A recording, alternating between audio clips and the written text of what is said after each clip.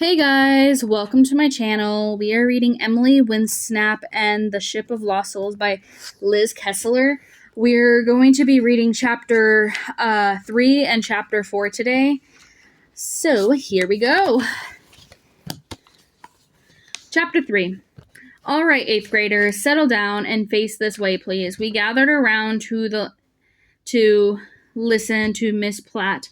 Good. Now can you all get into pairs and take a clipboard and a pencil, one per pair.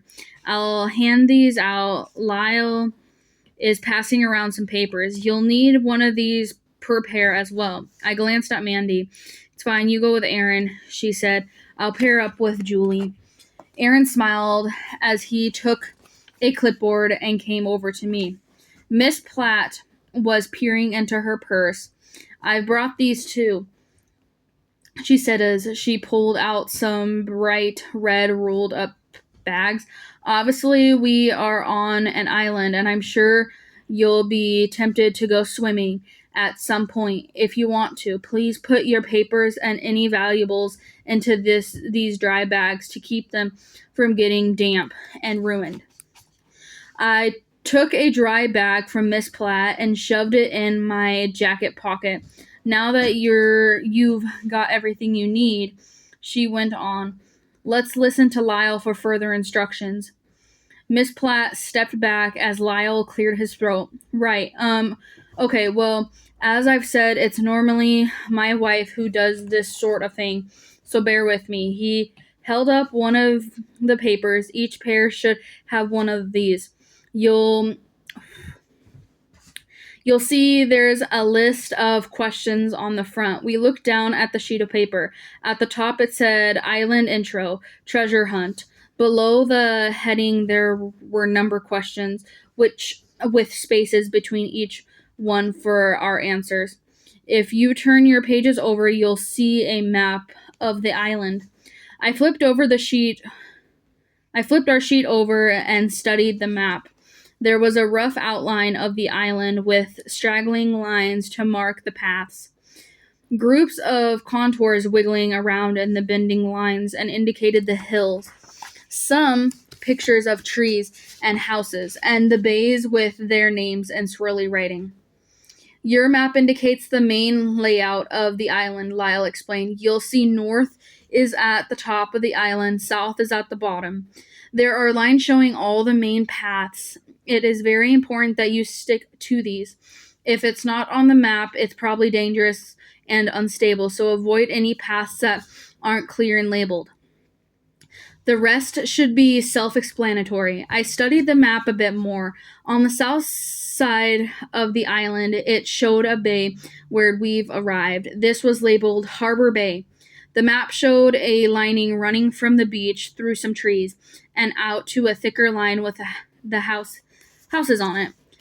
That was the path we'd follow last night. Sandy Bay, Deep Blue Bay, and Pebble Bay were the only other labels. I put my hand up. Miss Platt noticed me. Yes, Emily?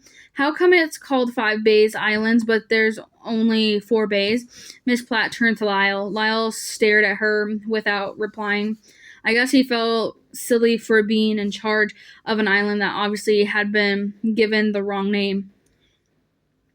There are 5 bays, he said eventually, but only 4 of them are used. Access to the 5th bay is extremely dangerous and not to be attempted.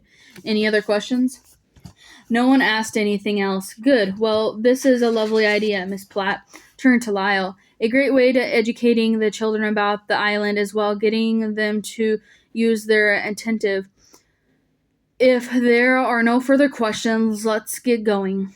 Lyle stopped us. Oh, one last thing. Please bear in mind that there is a big tidal range here. It's low tide in a couple of hours when the beaches will be as their biggest, and all the paths will be accessible. Later on today, you'll need to be careful around the coast as the tide comes in quite high and most of the bays virtually disappear apart from Sandy Bay. There is always at least a bit of beach there. Miss Platt looked at Lyle to see if he'd finished. He gave her a quick nod. Good, she said with a smile. She looked at her watch. Shall we say meet back here in 2 hours? What do the winners get, Adrian? One of the boys asked. You said there were prizes. Miss Platt turned to Lyle. He said. I forgot about that. I'm sorry. Miss Platt tutted and frowned. Okay, how about this, then? First pair back with all the right answers is the first to be excused from cleanup duties. We have to clean up, Adrian whined. Miss Platt looked from side to side and behind her. Do you see any servants around here? She asked, with that special brand of sarcasm that only teachers seem to have. And cook too? Lyle added. What? Adrian whined. I have to say, I think the most of the class was with him on this. Miss Platt tapped her watch. You'd better get going then, she said. If you don't like cooking or cleaning, that's it. That is. The rest of the class hurried off, looking down at their papers. They were heading in the direction of the woods, the way we'd come last night. I read the first question out loud as we followed the other. Go to Harbor Bay and see what's afloat. What's the color of the boat? That little rowboat by the shed. You and I walked straight past it when we went down to the water edge, Aaron said. It was blue, I'm sure. At least I think I am. I laughed. I'd have said the same. I'm almost positive it's blue. It was pretty dark, Aaron went on. What do you think? You want to follow all the others down there, or take a chance on blue and get ahead of the game? I knew Aaron had a competitive side. I'd seen it when we raced each other in the sea or played chess.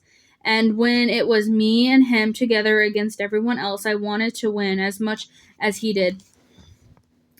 I liked the idea of being the best team. Let's go with blue and get ahead, I agreed. As the rest of the class disappeared into the woods, Aaron looked over my shoulder and read out question number 2. Sandy Bay is soft and fair, but how many stairs will take you there? I studied the map. Look, there's Sandy Bay. I pointed at the large bay on the east of the island. We need to take the path after the woods, and it'll lead us to the steps from the look of it.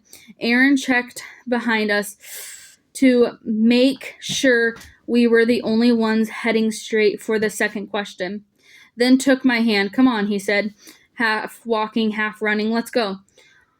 161, 162. I looked up and saw that Aaron was way ahead of me. 207, he yelled as he reached the bottom. He scribbled the answer on the sheet. I stopped where I was. Does that mean I don't have to bother with the last 50 steps? I called back.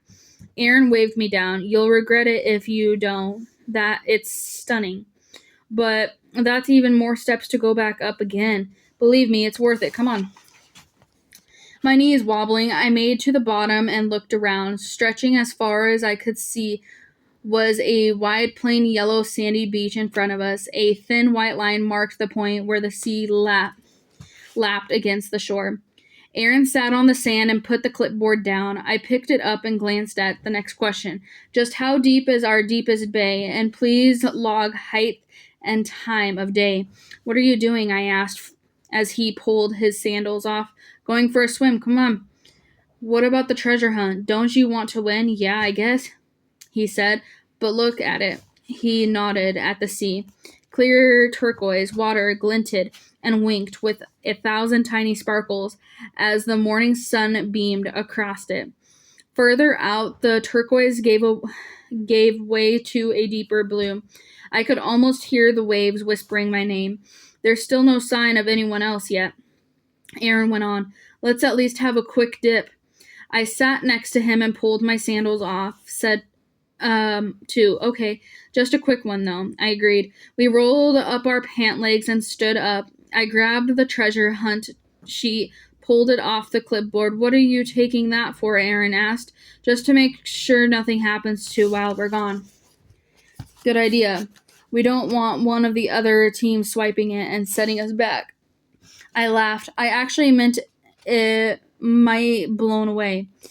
But that's a good point, too. I folded the sheet, unhooked the pencil, zapped them both into the dry bag we'd been given, and shoved it in my pocket. Ready? Aaron grunted. Yep, let's go. We ran together down the water edge. The sand was soft and warm. As we stood ankle deep in the cool water and Aaron smiled at me, I was pretty sure I'd never felt so happy in my life. The whole week of this stretched head, I was pretty sure I was the luckiest half girl, half mermaid in the whole wide world. Aaron was looking out to sea. Shall we? I knew what he was asking. Aaron was just like me, to a semi-mere, standing ankle deep in the water. Is the bit like a chocoholic looking at a shop full of Hershey bars. I followed his gaze. The sea was sparkling as if it were covered in jewelry. It seemed to be speaking to us, beckoning us. I couldn't resist. My ankles were already beginning to tingle and could feel my toes starting a web together. Let's, I said. It's a beautiful morning. We should have a quick swim, and I'm sure we'll be dry by the time we get to the next question. And we'll probably still be ahead of the game. Aaron had already let go of my hand and was wading into the water. He was up to his knees and his pants were wet when he turned around and smiled. Here goes. Then he dived right under the water and disappeared. I had a quick look behind us. There was still no one on the beach. I took a few more steps, then dived in. The water was smooth and silky and took all my thoughts away as it enveloped me with warmth. And a moment later, I felt my body start to change. My legs tingled and tightened and stretched out. A moment later, they had disappeared altogether. In their place, my tail had formed, purple and green, sparkling bright, and glinted as I flicked it, scattering rainbow droplets of water around me. We swished along together, though water that was so clear you could see everything. Golden sand lined and the seabed.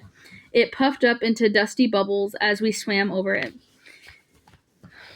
Every now and then we passed a small cluster of rocks with the thin strands of seaweed reaching upwards like a bouquet of flowers, or a single fish darting past as if in a hurry to get to an appointment. Shallows of fish sailed by in formations as perfect as gymnast teams. I could have stayed there all day, except obviously we couldn't, not unless we wanted to get into huge trouble with Miss Plate. The thing about her was she was one of the nicest teachers at Brightport, always friendly and smiley, but firm enough that we genuinely did what she said. You always wanted one of her smiles, not one of her stern looks, which meant we should get back to the treasure hunt. I didn't want us to be the pair who got the stare for arriving back 2 hours after everyone else. I tapped Aaron on the arm. I think we should head back. He nodded and pointed upwards. Let's check where we are. We swam up to the surface and looked around. We'd come a long way out of the short time we'd been swimming. That was the thing with being in the water. You lost track of your bearings. A tail was much quicker than legs. I could see Sandy Bay, but we'd swam around the coast as well as out to sea. As I looked back to land, I noticed we'd almost reached the next bay, ducking back under the water. I could see the ledge ahead of us where the seabed dropped right down. The water was even more blue and clear. Aaron pointed ahead. This must be Deep Blue Bay. Wasn't the next question taking us here?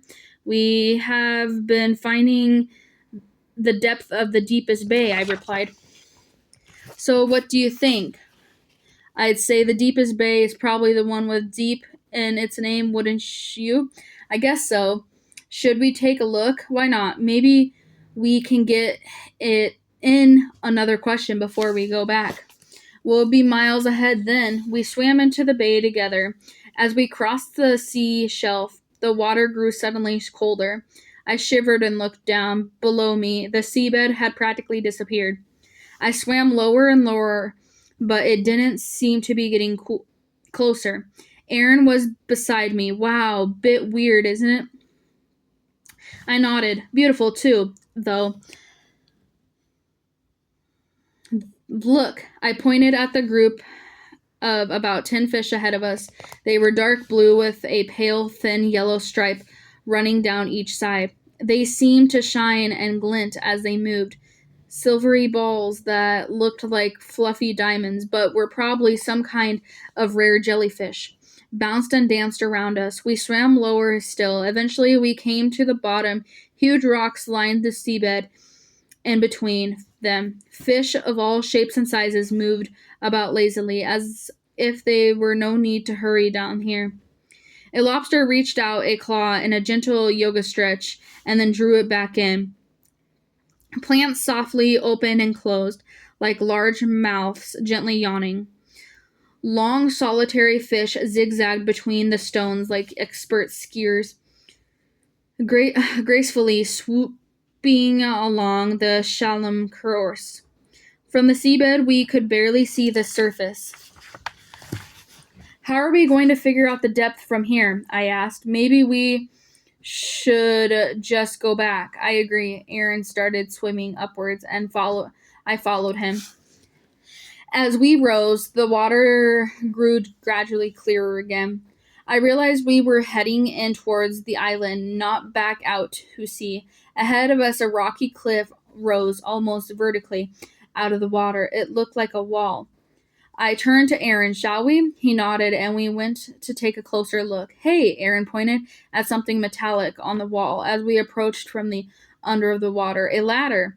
We followed it and swam upwards. Look, I pointed at some marks beside the ladder, spaced at regular intervals. The first one I could see was 450 feet. Swimming higher, I saw that the next said 500 feet. A little higher, 550 feet. Their measurements, Aaron explained. Swim up to the next one. We swam higher, 600 feet. You're right, I said. These must mark the height of the bottom of the bay. So we just need to get the reading of the water line, and we've answered the third question. Aaron grinned. We're still ahead of the pack. We swam up to the surface and looked for the closest number. A little way above it, a marking read 750 feet.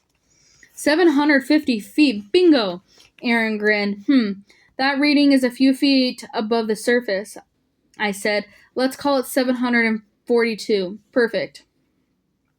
We looked around. The ladder led up to a flat rock just above the surface of the water. The lower part of the rock was orangey red. A little way up, there was a line where the orangey red gave way to gray. I guess that marked the highest water line. Shall we get out and get dry? I suggested. Then we can check the next question and figure out whether to go back to Sandy Bay or just to continue on from here. Barefoot? Aaron added. Oh yeah, we should have thought about that. We pulled ourselves out of the water and sat on the flat rock. As soon as we did, I felt my tail flicker and twitch. Within moments, it had melted back into my legs. My pants were wet, as was my top. We shook ourselves like damp dogs and squeezed out the edges of our clothes. Luckily for us, it was a warm day. We'd be dry soon. I took a bag from my pocket and grabbed the pencil and treasure hunt sheet. I noted down our answer along with the time. Want to know the next question? I asked. Aaron squeezed closer to look at the sheet with me. Bring back a stone from Pebble Bay, and we'll know if you cheated, by the way, he read aloud. There must be something special about the stone at Pebble Bay, I mused.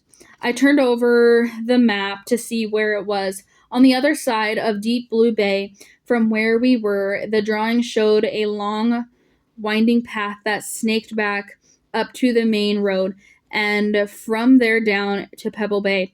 I guess that would be the route everyone else would take. It was the only one shown on the map.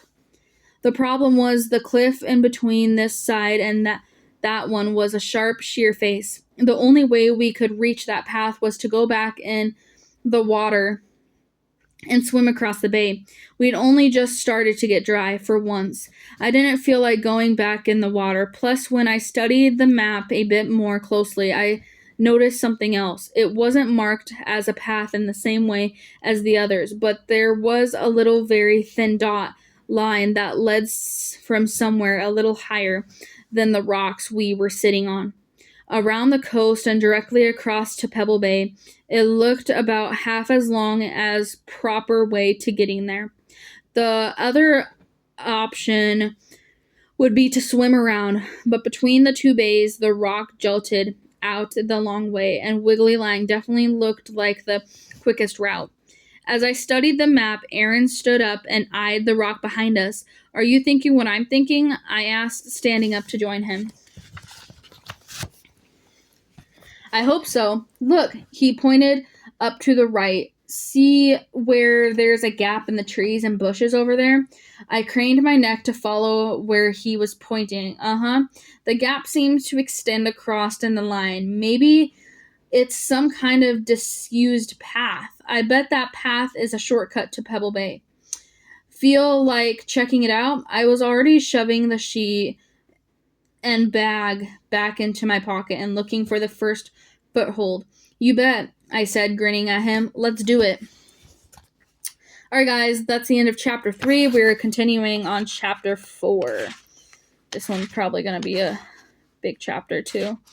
Yep, this one's a big chapter. Alright. Chapter 4.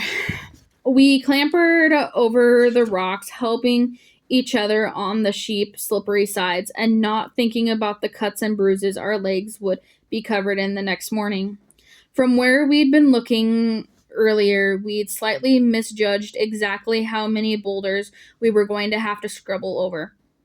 As I was climbing over the 9th or 10th rock, I remembered something else we were ignoring too. Aaron, I said. He was ahead of me, stretching across the jagged boulder. What? He called back. Do you remember what Lyle said about the paths? What about them? About them being dangerous, about how we were to stick to the clearly labeled ones? Aaron stopped and turned around. Oh yeah, do you want to turn back and swim? I glanced back to where we'd come from. The sea seemed miles away ahead, and the thin, straggly path was only about 4 more boulders from us. I shook my head. Come on, let's just get there. We've come this far already. How much more difficult can it be once we reach the path? Which was quite a good question. Finding the path wasn't the problem. Following it wasn't too difficult either. I mean, yes, it was a bit outgrown in places, and we had to keep dodging sticky out bushes and avoiding nettles by ducking down or veering sideways or climbing carefully over them, one leg at a time. I was beginning to feel like an expert burglar, avoiding an elaborate maze of infrared beams. A barefoot burglar, I might add. My feet were going to be raw by the end of the day. But none of that was the difficult part. The difficult part was when the path suddenly narrowed to the width of my foot, and one side of it became a sheer drop down the side of the cliff. My heart thumped hard in my chest, so hard it felt as though it might unbalance me. I stopped walking and gripped a tree branch to steady myself. You okay? Aaron called back. I didn't dare reply. Even talking felt as if it might knock me off balance, even breathing. So I held my breath, carefully studied every footstep, and kept going. I said, are you okay? Aaron twisted around. As he did, I looked up and nodded. Unfortunately, I chose a bad moment to look away from the path, as my next step went right onto something sharp and prickly. Youch!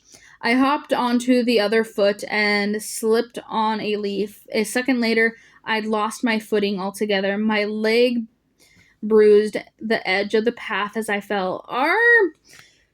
Aaron reached back to grab my hand, but he was too late. Emily, he yelled. Aaron, I called back as I watched him lose his balance too. No! We bumped and bounced and slid and fell down. And down.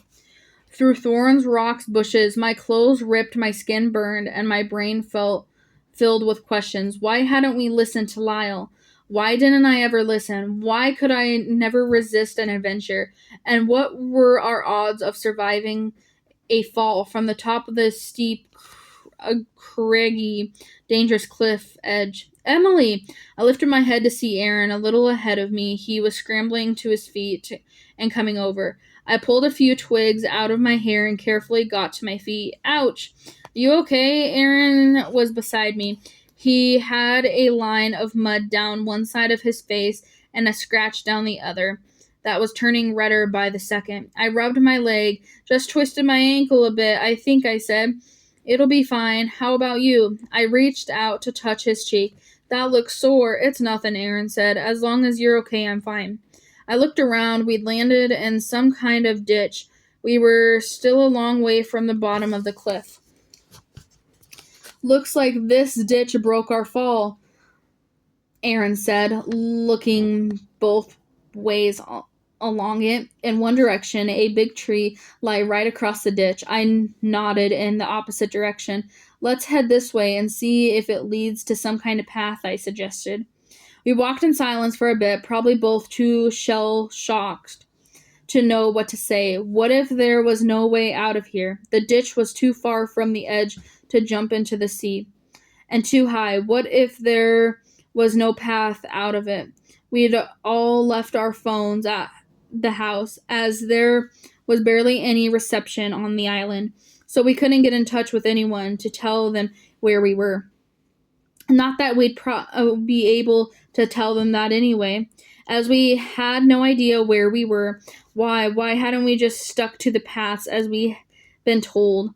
Just when things were going well, why couldn't I, for once? Emily, Aaron broke into my thoughts. I caught up to him. We'd reached the end of the ditch. On our left, a cliff rose sharply. On our right, a plunge down almost as sharply. But ahead of us, the ditch narrowed down into the thin squiggly and led us to something that looked like a path. Aaron squeezed through the narrow ditch and jumped down into the path. I followed him down and looked around. Now that we were out of the ditch, I could see the sea beneath us, dark blue water turning into frothy white swirls as it hit the rocks below. We set off along the path and rounded a bend. The path continued, but down to the side, almost hidden by plants that were growing around it, was what looked like a concrete step. Aaron, look! We went over and pulled the plants to the side. It wasn't just a concrete step. It was a whole staircase leading down. But to what? Aaron looked at me. Shall we? Maybe they led all the way down to the sea. If so, perhaps we could swim around to the next bay quicker. Then we'd get there on foot. It was worth a look, at least. Plus, there was something about the steps that made me want to follow them. They felt like an invitation, a hidden staircase on a forbidden side of an island. I mean, who could resist that? I nodded. Let's at least check them out, I said, kicking myself even as if I said to it. 2 minutes earlier, I'd asked myself why I could never resist anything unknown and mysterious. And here, I was seeking out that very thing. Fact was, I couldn't resist, and I didn't want to. The possibility of an adventure would always be more appealing than the urge to stay safe. It's just how I was made, I guess. Okay, if there's nothing down there, we can always come up and see if the path leads us back to the road, Aaron said. I grinned, and I hoped you say that. He pulled the plants to the side and led the way. The concrete stairs twisted down and dotted throughout with branches, bushes, plants, and twigs. Part of me was thinking we had an awfully steep climb back up if the steps didn't lead anywhere. The other part just wanted to know where earth these steps were taking us and who on earth had built them. We had nearly reached the bottom of the cliff. I turned to the left. 3 steps down, a turn to the right. 5 more steps, turn left. Then, whoa, Aaron stopped at his tracks. I stopped right behind him. Whoa, I said, what the? We glanced at each other, then looked back down. Below us, a low wall marked the end of the steps. To the left of the wall, there was a very short, very steep path leading directly down to some kind of plinth. It looked like a concrete stage. It was semicircular and jutted from the cliff, looking straight out to the sea. Below the Plymouth, the sides dropped off vertically down to the beach, the fifth bay, the one that wasn't labeled on the map. Even from the very edge, it was still too far to jump into the sea. Maybe if the tide was in, we could have done it, but there was no way we could survive a drop like that. It was at least the height of a house, and who knew what rocks might lurk beneath the surface. But it was what was on the stage that took my breath away. A chair, a big, chunky wooden chair facing out across the ocean from the horizon. I looked at Aaron, he looked at me, then without saying another word, we scurried down the last bit of path, jumped into the concrete Plymouth, and went to examine the chair. It was a solid, heavy, and seemed to be rotted from the concrete, almost as if it were part of it. It was made of thick, dark wood, damp and slightly rotting at the base of each leg. Tiny bits of the moss were growing up the back, and very slate was nailed together firm and tight.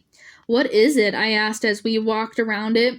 "I mean, I know what it is, obviously. It's a chair, but what is it for?" "And who is it for?" Aaron mused. "Look," he pointed at the seat. "It's more worn than the rest of it." He was right. The seat was scuffed and pale, like someone sits in it regularly. "Exactly, but who? And it's odd that someone comes here regularly when it's so hard to reach. And supposedly out of the bounds," I added. Aaron walked around to the front and sat in the chair. "Beautiful, though, isn't it? Makes me feel like a king." He sat on the seat, upright and arms folded, like Neptune or King Newt, a newt or something. He patted the seat and shuffled to the side. "Join me." I squeezed in next to him. "King Aaron and Queen Emily," I murmured. "What do you think? Figure we could do a better job than Newton? Oh my gosh, Neptune? If we were in charge of the oceans." As soon as the words were out of my mouth, I wanted to take them back. I mean, that was more or less like asking him if he wanted to marry me, wasn't it? Aaron laughed. "I don't know. He does pretty well when he's not in such a bad mood that he destroys islands or creates violent thunderstorms out of the sea." In the other words, no thank you to that idea. And in case I hadn't gotten the message clearly enough, he turned to stare at me with a really weird look on his face. "What?" I asked, wondering whether I should try to explain what I had actually just proposed to him, or if that would make it even worse. Aaron shook his head. "Nah, nothing," he replied lightly. Then he shifted away from me and stared hard out to sea. "Okay, thanks, Aaron. I got the message loud and clear." We sat looking at the sea in silence for a minute, other than the fact that my face was burning from making a fool of myself, and I'd quite happily had hidden under a rock for a while. I could have stayed there all day, Aaron and I here together, sharing a view of the most beautiful wide blue sea. It was as if there was no one in the world except us. Nothing at all moved. And then, "Aaron," I nudged him. "What?" I held my arm straight out ahead, towards the horizon. The tide was a long way out, but there was still a lot of sea. That wasn't the water was pointing at, though. It was what was on the water. That. Aaron followed where I was pointing. A tail ship. He jumped up out of the sea. I joined him on the edge of the Plymouth, and we stared at the ship. It looked like something out of a film. A long boat rising up at the front of the back, and it had 3 tall masts with what looked like very straggly white sails hanging loosely from each one. I squinted into the sunlight and stared at it. It was half facing us, half facing forward at the edge of the horizon, and gliding across the water so gently that it almost seemed to be hovering above it. "Is it coming to the island, do you think?" I asked. "It seems to be," Aaron replied. "Must be a couple of miles away at least, though. Maybe it's something that Lyle planned for us. That would be so cool. Aaron turned to me and grinned. Although from what we've seen at his organizational skills so far, it wouldn't bet on it. Agreed. We watched the ship a bit longer. It was memorizing. One moment, the sails looked torn and useless. The next, they filled with winds, bellowing like a proud sergeant major sticking out of his chest to fill his lungs with air. Each time it did this, the ship edged forward. The next moment, the sails would drop, falling back to their lifeless, ragged shape. And then something really weird happened. A line of mist seemed to grow from behind the ship, starting beyond the horizon, enveloping the boat, as if someone were creeping up behind it to throw the sheet over it and hide it away. The mist crept closer and lower until it was covering the ship completely. Moments later, the sun came out from behind the mist and started to burn it away. It glared so brightly I had to close my eyes. When I opened them again, the sea was flat, the air was still, and the mist had vanished, and so had the ship. And that is the end of chapter 4, guys. I will see you guys in chapter 5.